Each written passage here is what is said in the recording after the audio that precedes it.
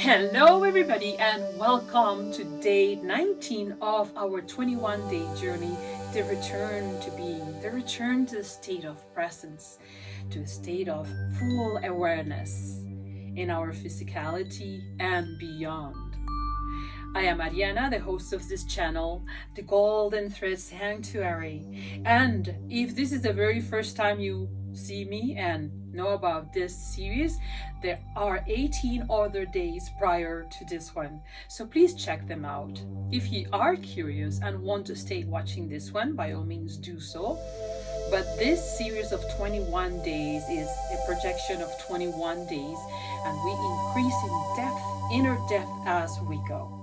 This channel is about inner transformations. So I welcome all the travelers of this world that are searching inwards in order to transform the outer world.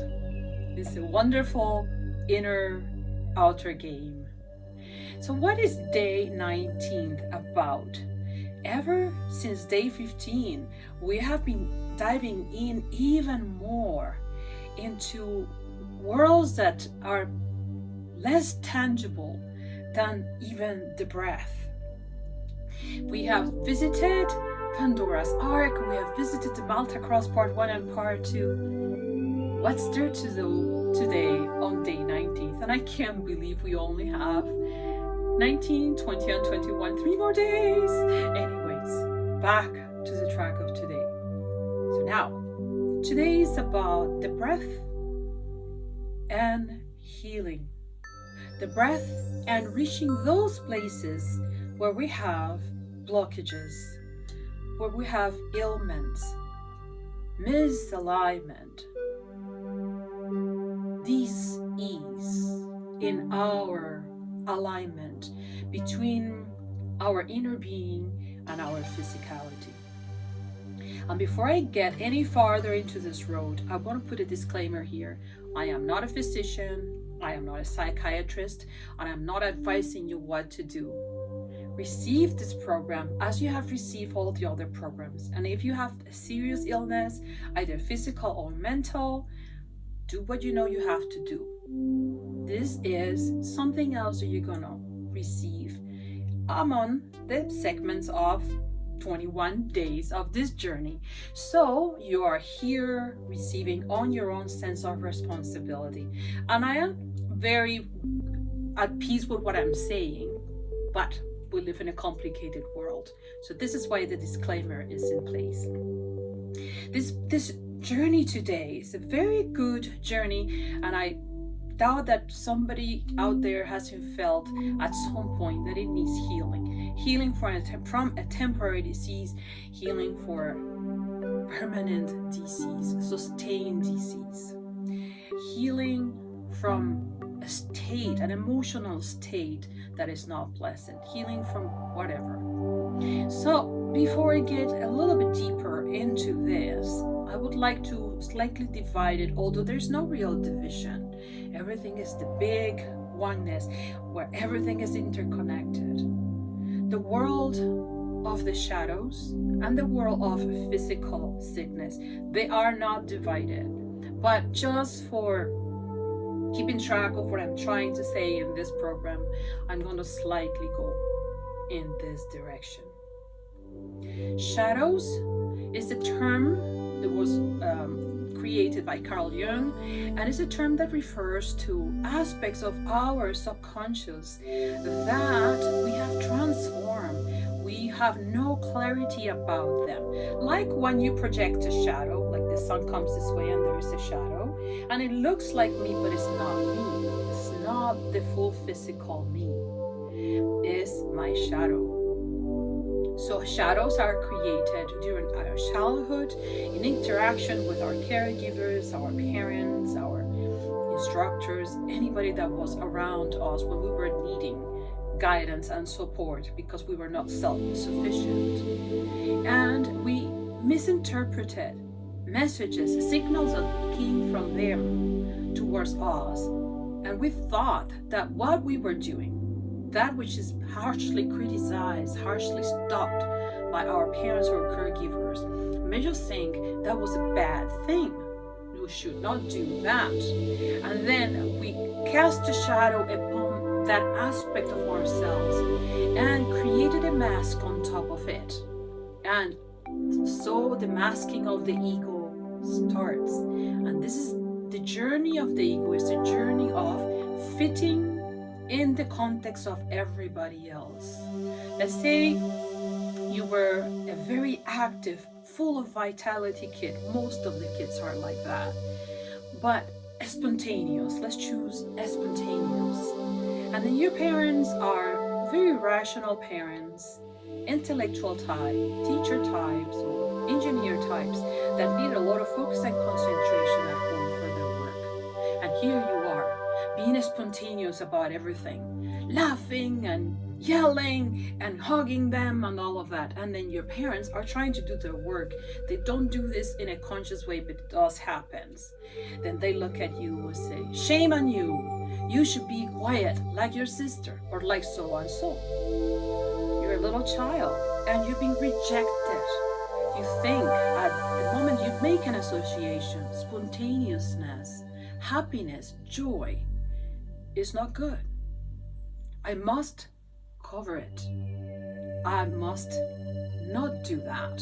And then the casting of the shadow shows up. See, this is very simple, but it will help me into the healing part when I get deeper into the aspect. And you can put this into anything. It could be the completely different scenario. You're very shy and your parents are party goers and very outgoing people, and they're always criticizing you because you're very shy. Just speak up, say whatever. And then you cover that aspect of you. You're very observant. You're actually a person that has a very rich inner world. And then you cover that by a very superficial layer of pretending not to be who you are. The mask of the ego starts forming out. Then later in life, when try to find your true self, every single time you're facing your shadow, this is the depth of this. When you're facing your shadows are going to show you the way, because you cast that shadow on a talent, on a gift that you had. It was just not received that way by your parents or caregivers. And because you didn't have the potential, the capacity that you have now to deal with life, you did what you knew best. Mask. And then you went through life pretending to be like everybody else, wearing the mask like everybody else wears in order to fit with social conformant rules. But now you are trying to face who you truly are. You really want to bring your true self. And then every time you are casting your shadows and you are behaving through your shadows, and the shadows always expressed as blockages, constrictions. You're not good when you're in your shadow. You feel really bad. You don't feel that you are expanded. You feel that you are constricted. So when the shadow expresses, what do most people do? Instant gratification. I will eat, I will watch TV, I will pretend this is not here, complete denial, and so on and so on. Because it doesn't feel good to face the reality of your life. But that is the opposite of what we need to do. So since I went into this direction, let's put the breath into the shadow first. And I have to bring another mystic teaching in here, the Tao Te Ching, and the beautiful, what they call the Wu Wei. If you're not familiar with the Wu Wei, it's a very gentle way of doing things that express this teaching. Action with no action. Effortless action. That means that we are in a state of flow, embracing anything that we produce or comes our way with love and with wisdom, rather than pushing it down, rather than pretending it's not there, rather than, none of that. It's the opposite of that. It's a very gentle embrace to integrate into ourselves. So with regards to the shadow, healing on the shadow, the Wu Wei, what we need to do is that once we start this journey of transformation, as soon as we detect the shadow aspect that we are portraying, the mask of the ego that we are portraying, we are going to breathe into it in the Wu Wei. We're going to receive the information. We're going to receive whatever it is. We're going to embrace it with our true self. Endless love in the true self. And we're going to go as back as we can in memory lane, in time, till we completely get articulated the reason why that shadow exists on us. It's not easy, and it doesn't happen in one day, but you will do it. You can do it if you want to do it. And you will go in different stages. Perhaps you will go back in here till this time, and then you expand. And then you need to continue go farther in ages. Farthest meaning like your birth is down in here, and then you farther expand. By the way, a little interesting note, in the auric field, this is so fascinating. So if I use the example of my arm here, like imagine my two arms extended, right at the very edge of my auric field, anybody's auric field, is the energetic imprint of our birth and early years of existence on earth. Fascinating. Anyways, back on track of how are we going to use the Wu Wei and the breath on healing the shadow. Well, you already know this cycle. So you use the strongest side that you have. One of your sides will be the receiving of what it is. What it is what it is. Do not transform it. Do not, try to put makeup on it. See it with the clarity, as much clarity as what you can. I'm talking about emotions, images, whatever you feel that constriction, and wherever you feel it in your body, your heart, through images in your head, whichever way it comes to you. You're going to receive it. And in receiving it, you're only going to observe it. You can even get above it, as we practiced before. Detach and observe with detachment, so you're not engaged with what that shadow produces on you. It's not blindfolding, it's just gaining a higher perspective in order to be able to integrate the shadow, integrate your best aspects, and understanding why the shadow was casted and where is your real treasure, the one that was covered by the shadow. And let's say you're generous in the exhale. When you are in the exhale, you're going to embrace it with your full self. In shadow work, when we get to the original wound, what's called the original wound, and it's always in our childhood, we hug and we provide love to our inner child. And we talk to our inner child and we said, this is what happened to you, but now I am better equipped to deal with life. And now I embrace you with all of my love, so that you don't have to produce this shadow anymore. Here is your talent. Give it to the world for you. It's very beautiful. And I would like to bring Rumi again. The wound is the place where the light enters you. Does that make a little bit more of sense now that we are talking about this? It's a very, very beautiful image. What about if the blockage is physical, meaning you actually have diabetes or cancer or hypertension or whatever it is that you have? And remember, I'm not a physician, but I am talking from our blueprint.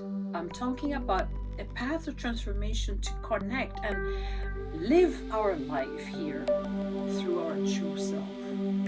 I remind you, I said this before, we are multi-dimensional beings having a three-dimensional expression and existence on planet Earth. In our blueprint, in our true self, our blueprint is completely, holistically healthy. There is no ailments, there are no shadows. So the way out of the ailments and diseases and shadow aspects is through our true self. If you don't know about R.J. Spina, he is one of the current teachers that you can have access to through his teaching on his books or on YouTube. Check him out. He had a wonderful, because he's alive, he has a wonderful capacity to teach these kinds of things, and he had an experience that was quite extreme. He was completely invalid, and he himself, after being told by the doctors it's impossible, he himself brought himself back to wellness. Not only he was incapable of moving from here down, he had all sorts of situations, hyperthyroidism, diabetes, and you name it, like the list was really long. So I'm not talking about things that are impossible. Check Anita Moorjani as well. Check her story. Cancer, almost about to die, coma, coming back. No need to be sick, no need to have this disease. So I'm not talking about something you cannot corroborate and check in other channels. For yourself, for your breath. When the illness exists, you are in disalignment, misalignment with your true self completely. Your soul, the one that should guide this incarnation, wants you to go in one direction, and because you have been fully trapped into the shadows and mask of your ego, this starts to happen. The soul needs to go this way, and we're here because of our true self. We're not here because of the body. Sorry, this is the third dimension, okay? So the soul gets to say the last word. If the soul wants to go this way, and you are holding the whole ship here and starting to move the ship into this direction, misalignments will happen. And that is what diseases are. Misalignments between your physical existence and your true self wantings for existing on this plane. So how do we go back to wellness? We have to bring our physical body into alignment. And look how beautiful this is. It just even looks beautiful. Like completely not that, but that. So how are we going to treat that on the breath? And remember, these are very deep topics. I could do a whole series of 21 days in just healing the shadow or just healing the physical diseases in the body. Not possible. This is a big brush up on something as part of this journey. So what are we going to do? Let's say you have cancer. That's one of the most common diseases, or Alzheimer's, dementia, whatever it is. It really doesn't matter what it is. You don't need to be a doctor either. The wisdom of the body is amazing. And all you have to do is set up the alignment and work in higher dimensions where the blueprints are and reconstruct the alignment. Sort of similar to what I was saying at regarding the manifestations. So let's say let's choose cancer, which is an excessive overgrowth that the body doesn't respond, neither respects the autonomy of the system, of the body, saying these cells will grow this way, these ones will grow this way, this one will die today, this one will develop this day. And the body is incredibly wise. But some part of you is not respecting, is in complete misalignment, and then excessive growth starts. So when you look for the alignment in your breath, you're going to vividly see yourself in full alignment with your blueprint, with your true self, which means you need to have found your true self. Otherwise, what are you aligning with? Do you understand? This is why the path of transformation exists.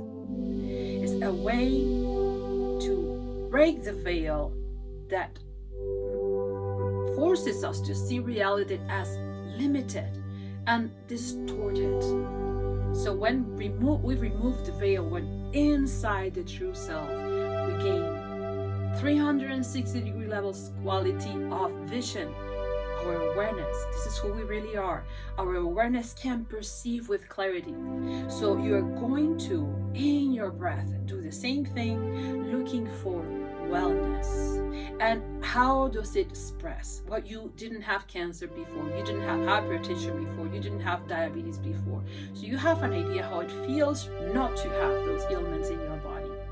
You're going to recreate, fully recreate, vividly recreate with all of your clairs on board.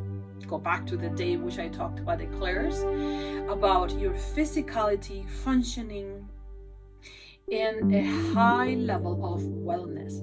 High level of wellness, not a little bit, no limitations. Everything, full force, high level of wellness. So inhale and bring your true self to center, and exhale, expand your true self. Your true self is your blueprint and is your awareness and is the one that has no limit, zero limitation. You can do anything. Bring it on board, expand it, and then make your body feel. Make your body feel the wellness. You don't have to go to the, let's say, the cancers in the liver. You don't have to go specifically to the cancer area. But if you want to, you could do it too, because you already know the cancer's in the liver.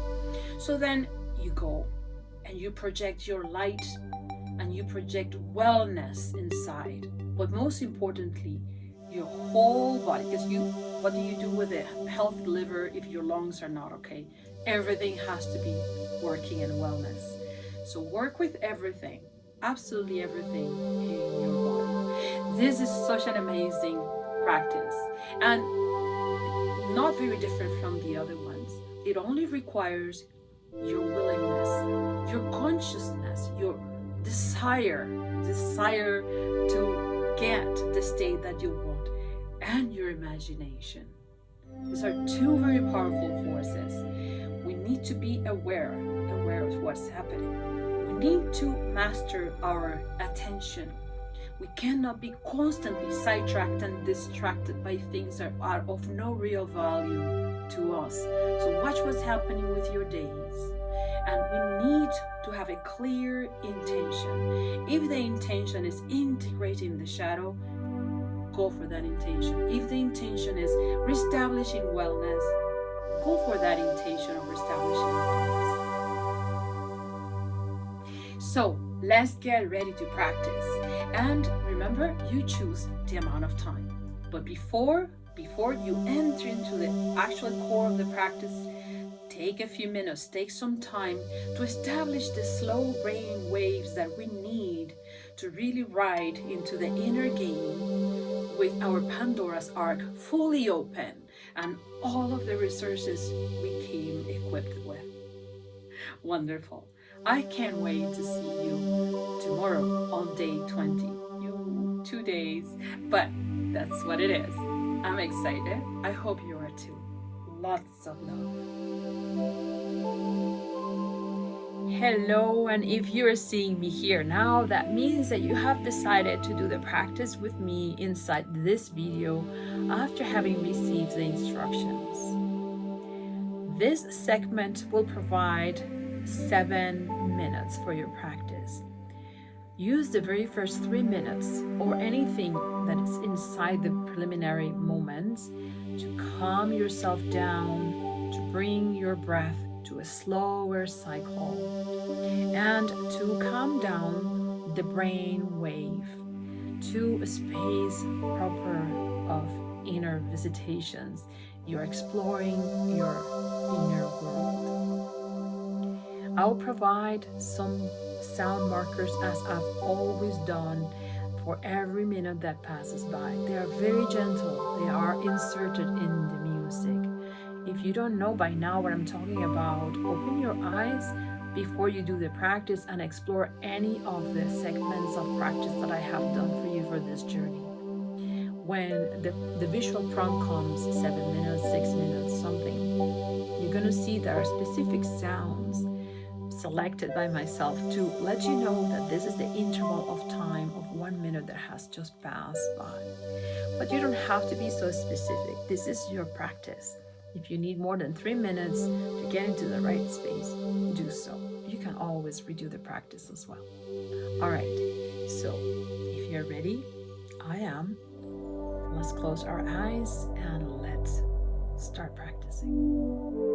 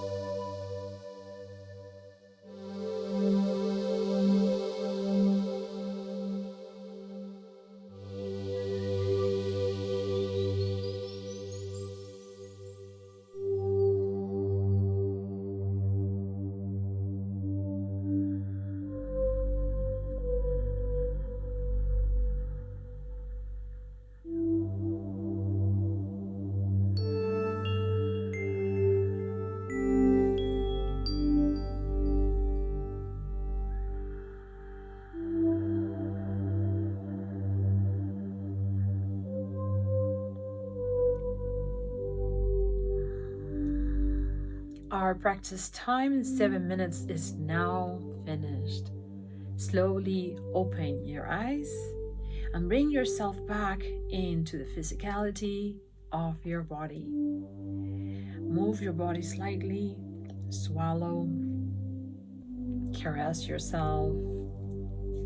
Do like this with the palm of your hands. Move your fingers, move your toes. But 7 minutes is not like half an hour or an hour of meditation. Nevertheless, as we get better at this practice, we get faster about moving inwards and disconnecting from the physicality. And in my case, it does happen that sometimes 7 and 10 minutes, I already quite detach myself from the sensations of the body, so I have to bring myself back to the body. So as long as you know what to do. So I'll see you again on our next practice. And congratulations again on being here in this journey for yourself and for the rest of us in the planet. Lots of love.